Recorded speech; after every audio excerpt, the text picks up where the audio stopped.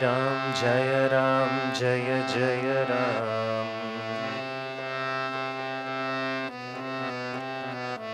Shri Ram Jaya Jaya Ram.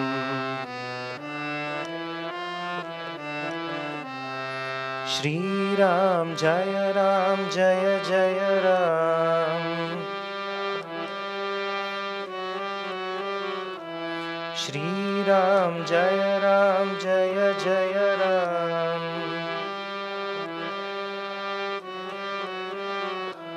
Shri Ram Jaya Jaya Ram.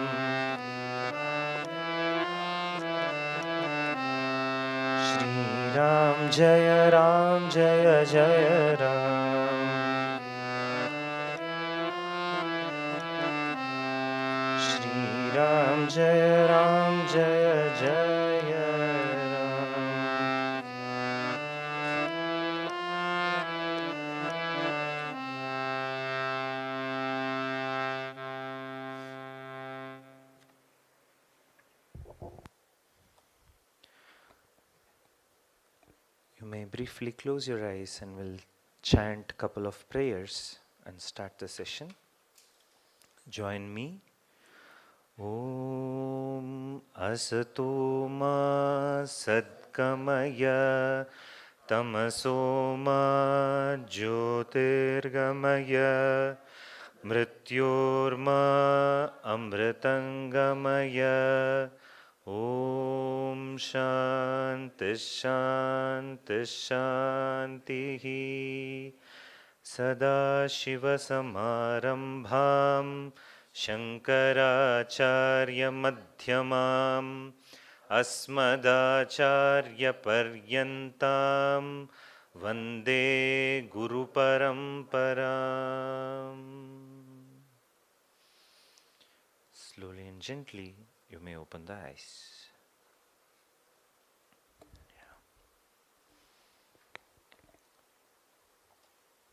Once Janaka Maharaja in Mithila had a sumptuous lunch, like the Gurukulam lunch with vada, etc.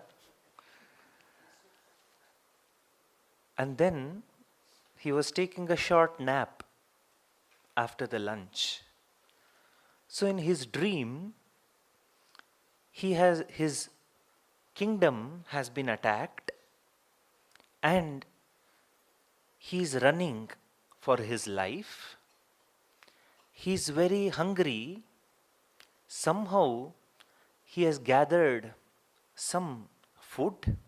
In the dream he is still running. Enemies are chasing him.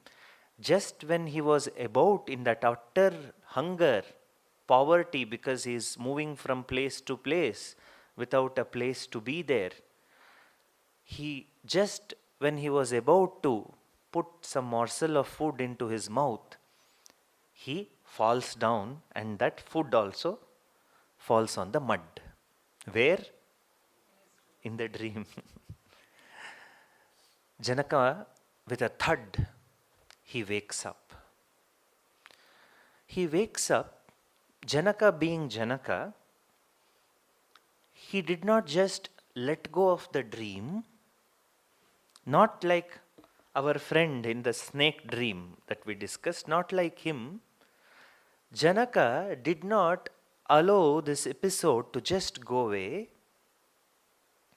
What did he do? Did he do Shanti Homa, etc.? No. He began thinking about it. He began a philosophical inquiry based on this dream. So it is said Janaka did not talk for a few days because he was contemplating upon this dream episode that he had. So the ministers were worried because the king is totally antarmukhi. He is not interacting with anybody. He's been thinking deeply about something. So they find sage Ashtavakra Maharshi. The ministers go to Ashtavakra Maharshi and says, our Maharaja seems to be in deep trouble. Oh, you are known as Jnani. you please come to our kingdom and talk to our king. At this junction, sage Ashtavakra comes to the court of Janaka Maharaja, and then when he speaks to Janaka, Janaka says, O revered Guru, O sage Maharshi, this is my plight. I experienced this dream. Now I want to know which is real. I, the king of Mithila, is this my real identity, or that I was a beggar or a hungry, kingdomless person in my dream? Is that real? Which is real? I'm getting confused. Oh, please help me, he asked sage Ashtavakra. Sage Ashtavakra, without beating an eyelid, said, both are unreal. You being king of Mithila is as unreal as dream. Wow. Wow. Very big philosophical point. Very big Vedantic point. How to understand this? We'll explore further. Many stories are attached with reference to Ashtavakra Gita. Ashta means 8. Vakra is deformity. It is said Ashtavakra had 8 deformities in the body, yet it did not matter. His jnanam was straight. Only to show that wisdom is not dependent on external situation. Jnanam is not dependent on what color you wear or how the body looks. It's not that. It's not dependent on that at all. You must be aware of this great scientist, Stephen Hawking, who had some big neurological condition that he was there confined to a wheelchair where he could not even speak. He could speak only with some electronic device which would interpret his eyelid closing and opening of eyelids or some kind of a technology. He said, somebody asked him, how come you're still able to do this complex theories in physics, etc.?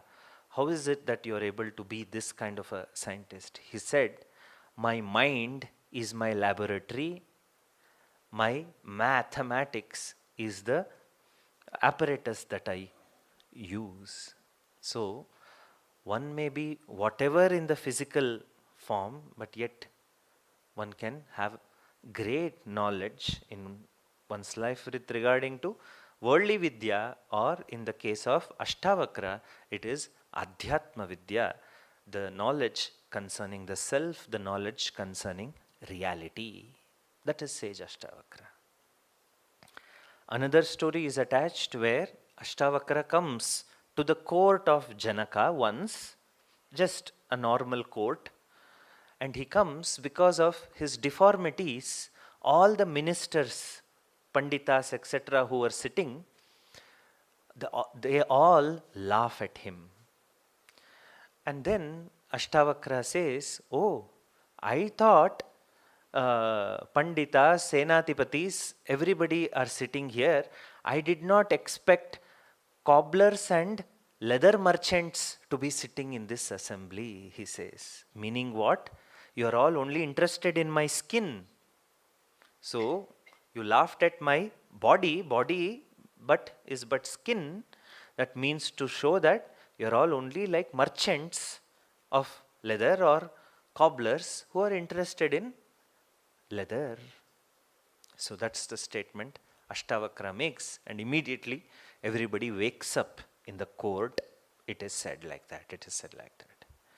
So Ashtavakra teaches Janaka Maharaja a great vidya of Adhyatma. A few of you in the afternoon raised few questions, so I said I'll answer to that through the class itself, clarity about the text. One of the unique situations of Ashtavakra Gita, if you have to contrast it with Bhagavad Gita, Bhagavad Gita was taught by Lord Krishna to Arjuna in the battlefield, in the middle of conflict. Whereas Ashtavakra Gita, sage Ashtavakra is teaching Janaka in a serene setting. There is no immediate danger, anything. There is no immediate conflict. But yet, you're taking time to inquire upon truth. Just like you all who have come here to Arshavidya Gurukulam, there is no immediate danger, conflict, some battle that you are facing, yet you chose to inquire upon it. Or we can always take it in another interpretation. Death is waiting upon each of our head. So better inquire now. Why postpone? Who knows tomorrow exists or not? Swamiji, how do you know? We have ground the dosa batter. Tomorrow it will ferment. Tomorrow exists. So, very philosophically, if you see life, we don't know when is what. So, better inquire upon the truth today. If not truth to be the goal of life, what else? We must ask these kind of questions to ourselves.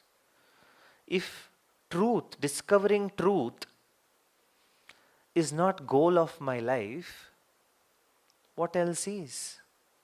Getting a house? Everybody can get a house, probably. You put hard work, save. Probably it's in one form or the other you can get a house. Either own house or rented house or government allotted house. Somehow you can get something. Food, probably everybody can get. So what else can be the goal of life if not discovering truth? If you ask these questions to yourself, you'll get further clarity. Further and further clarity about your own pursuits. This becomes the top priority. Everything else will be there in life, but as secondary priority, not as primary priority. Primary priority would be discovering yourself, discovering the truth. In Vedanta, truth is not something other than yourself. So discovering truth means discovering yourself. Discovering yourself. Why this effort? Because the self is as though covered. That's why you have to discover. Swamiji, can you explain further? The world is structured in such a way, as if it never allows you to have a glimpse of your true self. You are born, immediately a name is put upon yourself. You are born, after that, your nakshatram is assigned, a new identity. The baby doesn't have name. Does baby come with a name?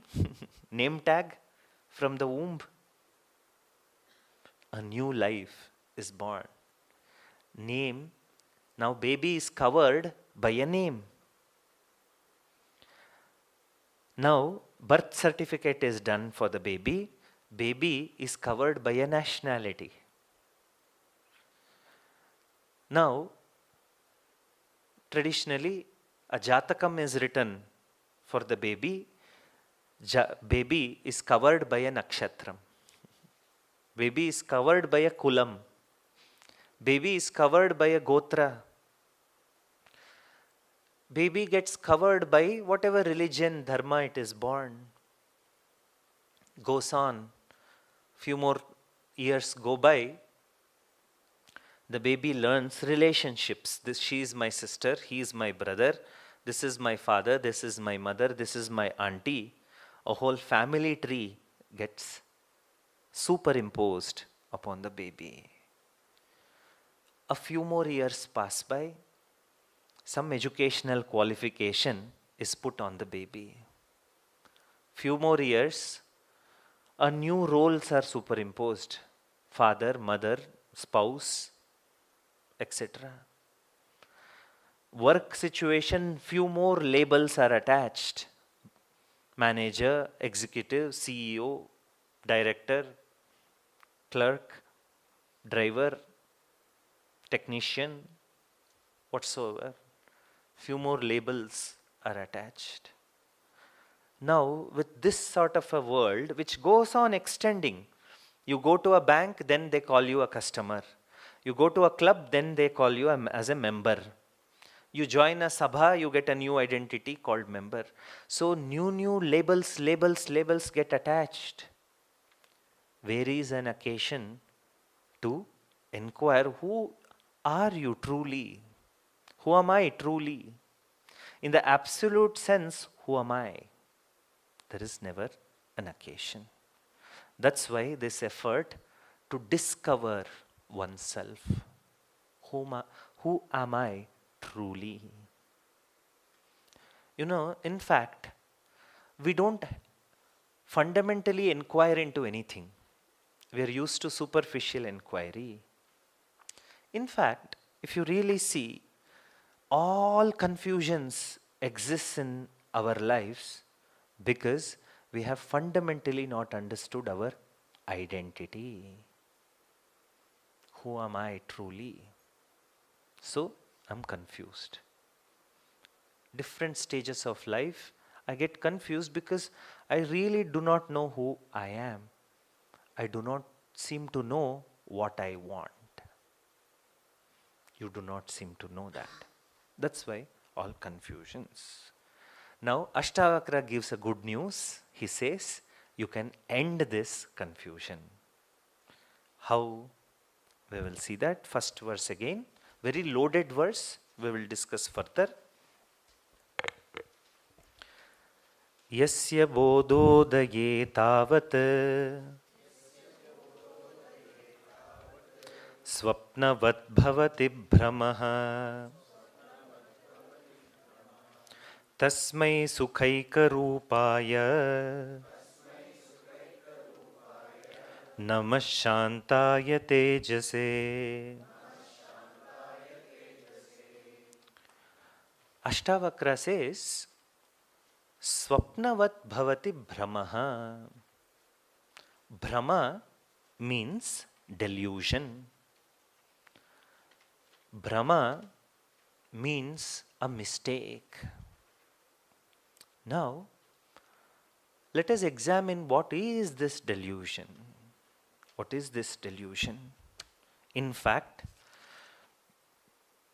each and every person, if they do not have these glimpses of knowledge of Vedanta, are in a big ocean of delusion. What is that delusion? It's very pretty simple. I'll say it and explain further. Taking unreal as real. Taking unreality to be the reality itself is the biggest delusion. Now, in the morning session, we discussed the unreality of the dream.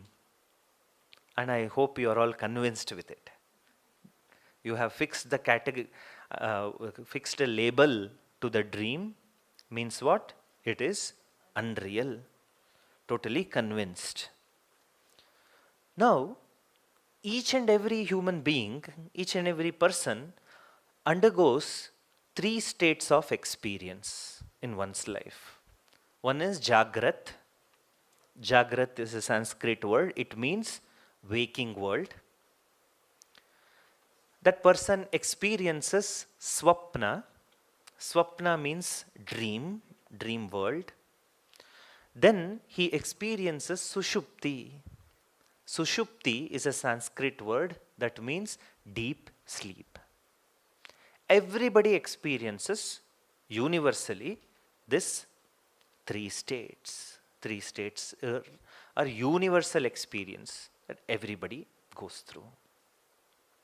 Now we analyzed dream state in the morning. Now let us analyze waking state and then contrast it with dream. Now in waking state, What all do we have in the waking world? Can you name? Now we are in the waking world. Are you in the waking world? I hope so. If not, go take some fresh air, drink water, and come back. No, it's really allowed. We are in waking world. Now what all objects present here in waking world? Let us name a few. Lecture hall, chair, Swamiji, students, harmonium, mic, light, fan, sound box, people, everybody are present. In fact, probably, let us take it like this. We supposedly named every object present around us. But you see, one thing you all missed. What is that? You said, ourselves also we included. One thing we missed, one obvious thing. What is that? Space. Because there is space, all these things are able to be there. It only shows these kind of examples and only show human beings have a tendency to miss the obvious. We miss the obvious. Self is here, we miss it. In fact, after you study Vedanta, one realization will be for everybody. Oh my God, was I so foolish to miss myself? Am I so foolish not to invest time in myself? Why did this happen? In fact, this is not our question, it is there in Upanishad also. Kimaham sadhuna karavam, Taittiriya Upanishad mantra. A person asks himself, oh my God, now I have realized the truth. Why did I not do good deeds? Why did I not do? Probably you can take the interpretation as two terms. Why did I not do more good work? Upon realization of what? Everything is temporary. When everything being temporary, when I can neither lose or gain anything from this world, why did I not do more good? Why did I not do more good? Why did I do some papam? I mean, knowingly. If somebody knowingly does, that person will also have that question. Why did I do wrong things in my life? That's a kind of an inquiry, internal dialogue of mind presented in the Upanishad itself from Taittiriya Upanishad. So, we have a tendency to miss the obvious. Self-realization, you understand, oh my God, why was I so unaware to miss the most obvious things? So you see, in the waking world, we are analyzing the waking world. In waking world, all these objects are there. And let us take for a hypothetical example that you had a dream a few days back or whenever it was. The dream had so many objects, isn't it so? In the dream, there was a car. For example, our afternoon dream, what we discussed in the afternoon. Afternoon dream had a Mercedes, temple, a chauffeur, coffee, various things.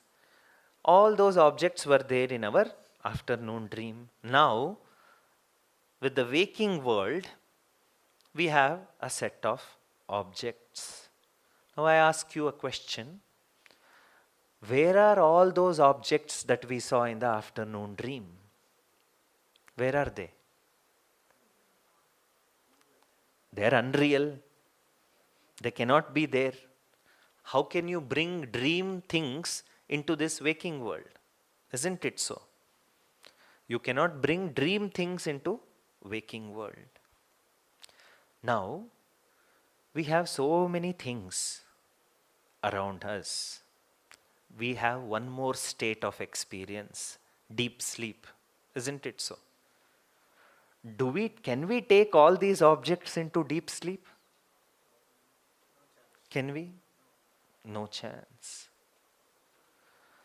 This only shows how unreal even these objects are. One insight, we will inquire further. How unreal these things are, that we are all using various things, how unreal all of them are. I cannot take them neither to dream state, nor I can take them to deep sleep state. Forget that. We have various things. Can this pen stay with me forever? Can it be? Can it stay? 2-3 arguments may come. You may say, yes, it can be there till what? Till the body is there. That's all. In fact, the pen's lifetime and this body's lifetime are as if same. Timeline may vary a little bit. But one day this is also going to go, the body is also going to go. Are you with me? So, look at the futility of these waking objects. This is there with me today. After 3 years, I may miss it. May not be there. Or naturally, its lifetime may end. It may break. Take it like that. Don't argue logic with me. No, it's plastic, Swamiji. It will stay like this for 1,000 years. No, that's not. Take the essence of the example. It might not be there with me. Okay, now let us look at our own experiences. You probably had so many things 20 years back. Are those things with you now? No. Nothing lasts forever. No thing. Nothing. 20 years back you had many problems. Are those problems with you today? You will say, no, Swamiji, but new problems are there. Once one wife said, yes, Swamiji, that 20-year-old problem is sitting right next to me.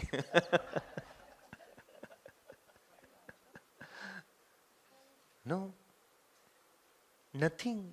We cannot really hold on and claim one thing also. We cannot claim one thing also as mine.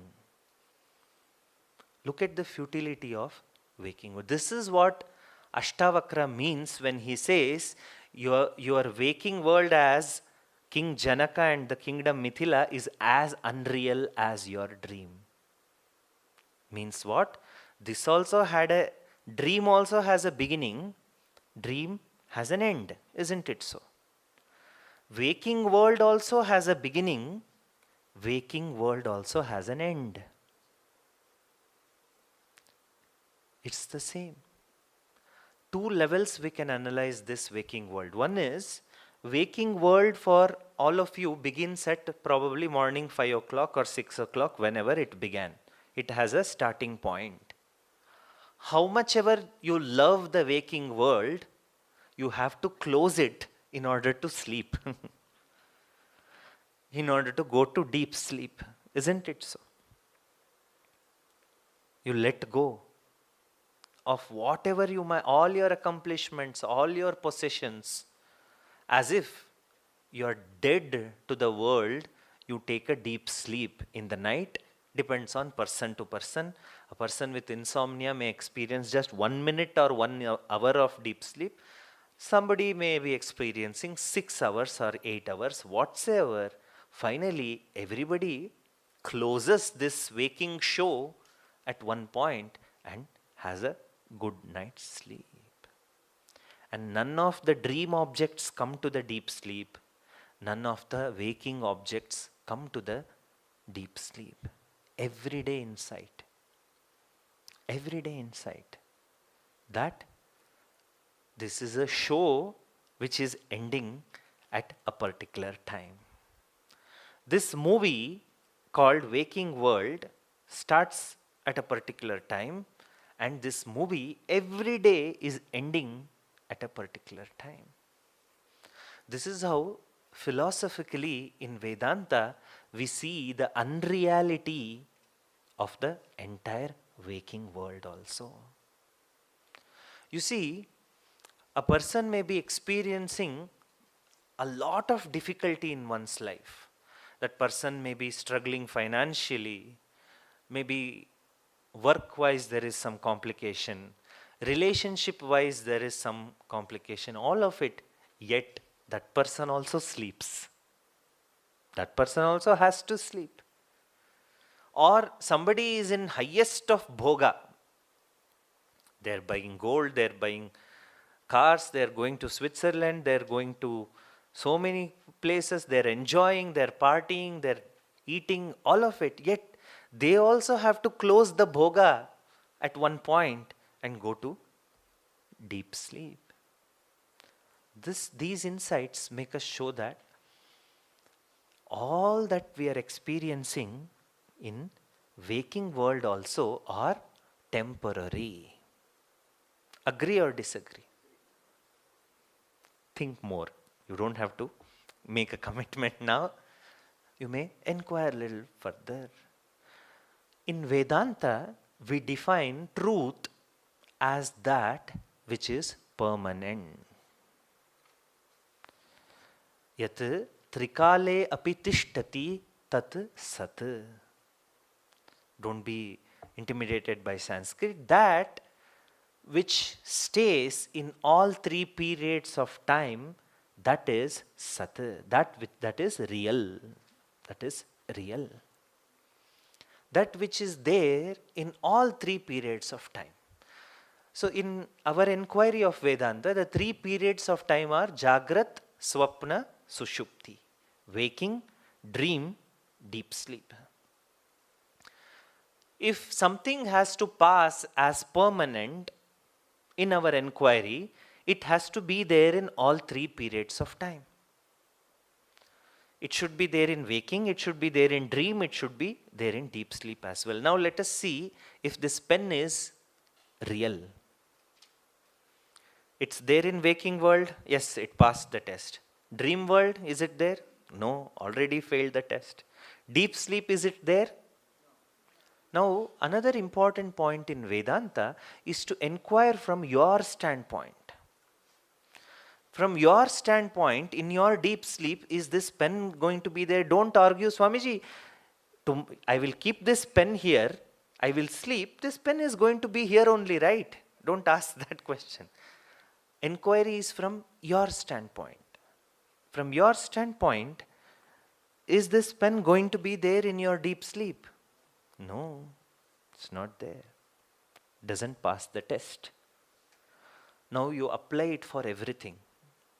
Mic, harmony, all that is easy. Now finally apply it to the body also. Body, is it there in the waking time? Yes. Dream state? Maybe. There is a dream body. There is a dream body because you also see yourself like this person in the dream. There is a dream body.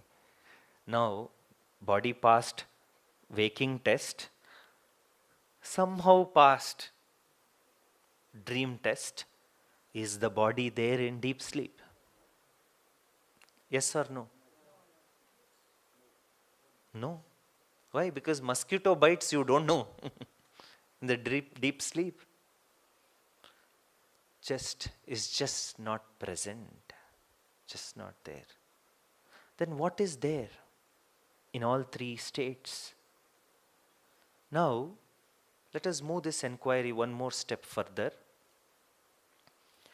More often, just like we miss the space, we miss that I am constantly witnessing everything. I am experiencing this body. That's why you say my leg is paining. Why? Because you're able to experience the body, you're able to see the body as something separate from you. Then you're experiencing everything else as something other than you. You're constantly witnessing everything in waking state.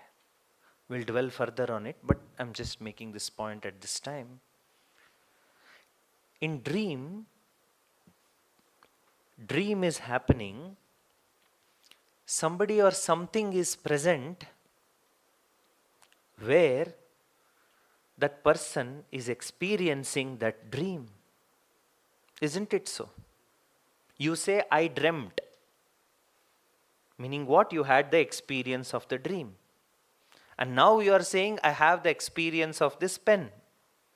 So you are separate, the pen is separate. You say you're experiencing the dream. Meaning what? Dream is separate, you are separate. Then deep sleep also, upon waking, you say, I slept well. Meaning what? There is deep sleep and you experience the deep sleep.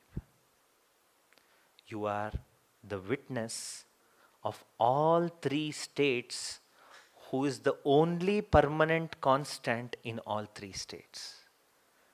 Nothing remains upon inquiry in these three states except for you as a witness. You as the permanent entity. What can we gain from this inquiry now? What can we gain? One big insight we can gain, that no object in the waking world can influence me, because it is temporary, it is not permanent. I need not be so bothered about waking objects, because their nature is not permanent, they're temporary. They're constantly changing. They're constantly changing. Everything is changing. We are always bothered somehow because we want everything to be as it is. We are wanting an order in the Jagat. We are wanting a kind of probability to always operate. We want a pattern to always operate. Somehow we have developed finding security in a certain configuration, in a certain pattern. Swamiji, can you explain it a little more simpler? I'll show you how we derive some kind of a comfort and security in just a pattern which is pattern or a configuration which is superficial. Every camp I see, first day, wherever each person is sitting, somehow throughout the camp, more or less, they tend to sit in these places. Now suppose you come to the lecture hall, the day 2, somebody else is sitting in that place where you were sitting in the previous. What happens to you? Be honest immediately. You say, my place. What is your place? You have a return ticket booked. You have a return ticket booked. So how we derive false comfort and security in, and also superimpose mamatvam, that is what? My place. In this kind of a silly arrangement, isn't it? So now apply it to all bigger aspects of your life. That's why we get so disturbed in our day-to-day life.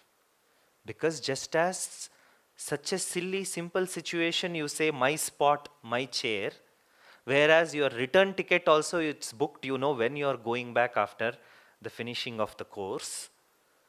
Similarly, we forget the return ticket in the real life. One day everybody has a return ticket. We forget that return ticket. So anything else, everything else we see around, we put the label stamp of mine, mine, mine, mine, mine. Not only we put the stamp of mine, mine, mine, we also want it to stay as it is. We want it to stay as it is. So as long as what I call mine stays in a particular configuration, you are fine. So that's why in the questionnaire, I gave you a question. Is my happiness or peace dependent? Yes, as long as my kids are fine, I seem to be okay. I seem to be okay. What is that? It's a configuration. It applies to all other aspects of your life. As long as external configuration is fine, I am fine. I am fine. So now, what is all this that we are born? Now a recap from what I spoke. We are born, so many labels are superimposed. We develop so many relationships. We acquire so many objects. We make so many patterns and arrangements and configurations. And we live day to day, always wanting the same configuration and also something new. All of this we keep doing. What is one word through which all this can be explained? What is that one word? Ashtavakra says, Brahma. Brahma. Brahma. Delusion. You see that. You see that. In fact, if we can see this, the teaching ends here. If we can truly appreciate this, you have become a Vedantin because you see the world as false. It's a big step in Vedanta. The hallmark of a Vedantin is, do you see this world as false? As a phenomenon, as a show, are you able to see it? Are you able to see it? So Ashtavakra says, Yasya bodhodaye tavat, Yasya bodhodaye, whose dawn puts an end to this Brahma, Swapnavat bhavati Brahma. The dawn of which knowledge, the whole of Brahma becomes Swapnavat, dream-like. The world is not going to vanish just because you know it.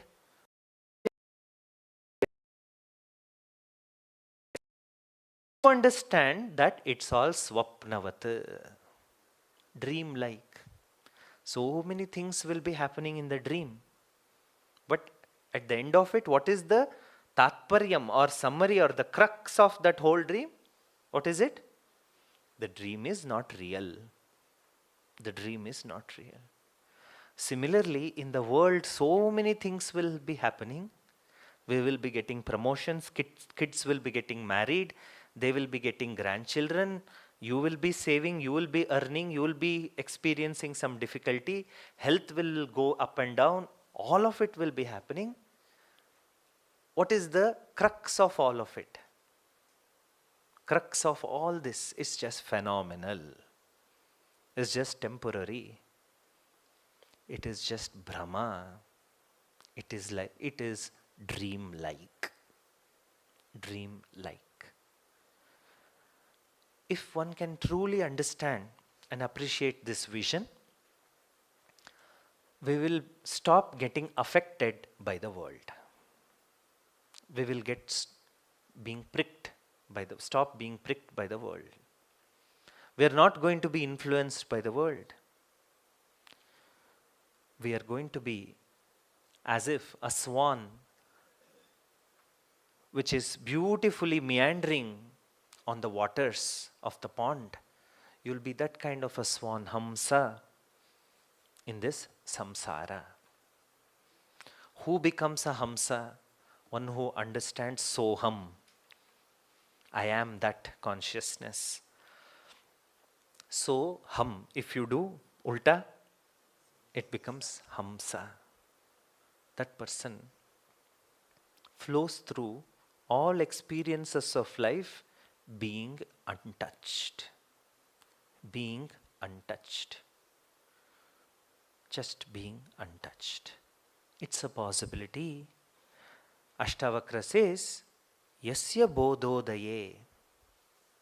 Upon the dawn of this knowledge that I am the witness, I, the self, is a witness of all three states. I'm looking at 3 shows every day, like in the old school, no? Like I think your generation, there were 3 shows of movie every day. Now we have 100 shows per day. So morning show, matinee, night show. Three shows, whatever, 3-4 shows used to be there. Let us take it as 3. Similarly, every day you are watching 3 shows. Waking show, dream show, deep sleep show. What is there to worry now? If you can appreciate the Jagat life like this. Just like if you watch 3 movies, nothing. You just watch 3 movies. Similarly, in our lives, we watch 3 shows: waking, dream, and deep sleep. Whatever happened in the waking world happened. I experienced difficulty. Yes, I experienced difficulty. There is no denial of it. I struggled. Yes, I struggled. I worked hard. Yes, I worked hard.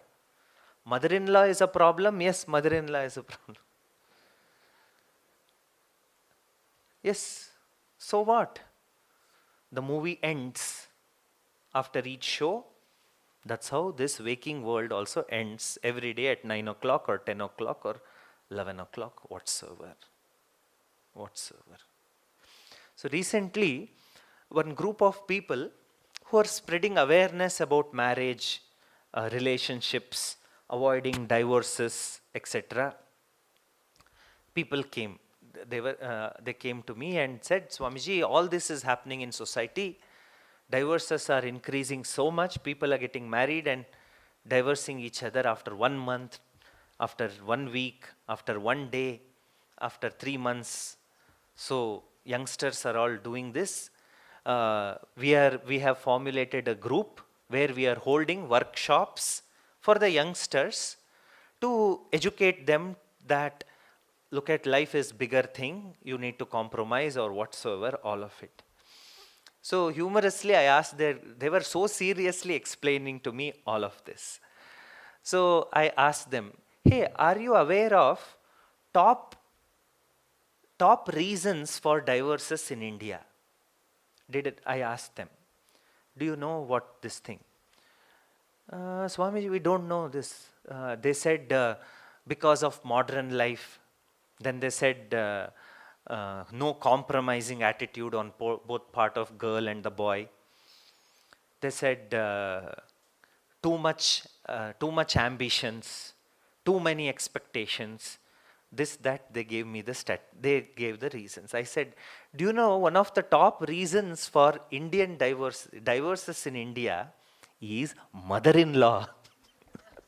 So don't do workshops for youngsters, you do workshop for mother-in-law. So you have to tackle the fundamental cause.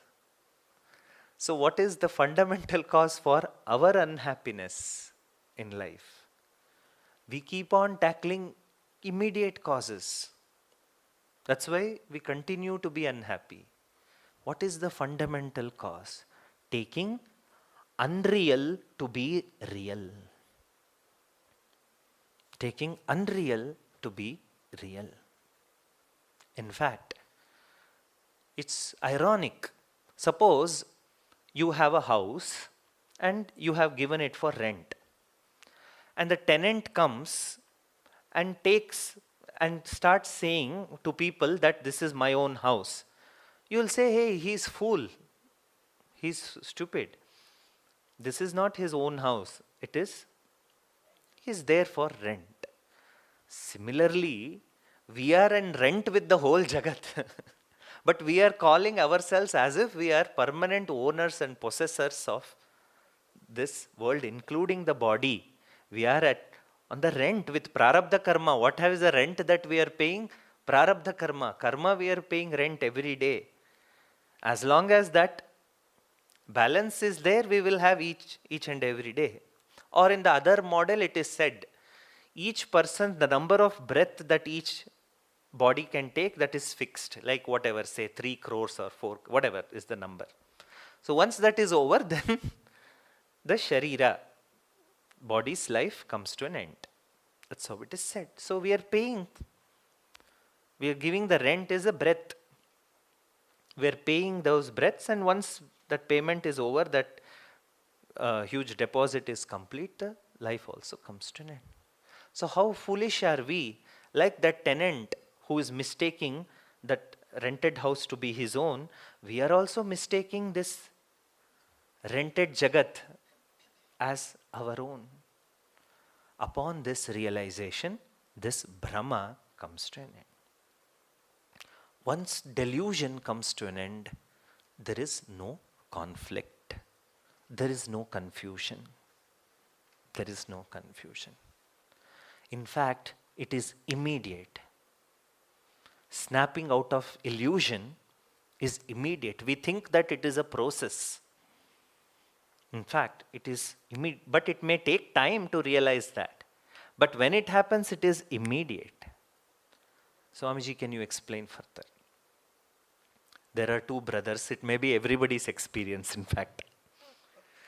There were 2 brothers, and both the families were very hearty. They were helping each other, living a full life. They were attending each other's pujas, marriages, all of it. They were all doing, supporting each other. They were spending Deepavali together. They were making vadas together. All that was happening. One day, the younger brother realizes that the elder brother has made all the ancestral property in his name. Is it like a story or a reality? If not in your family, your uncle's family, this has happened.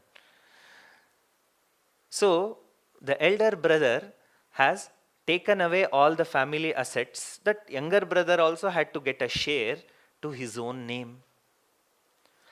One day, the younger brother realizes this, that officially he has changed all the documents, everything is in his name now. So what happens to the younger brother at that time?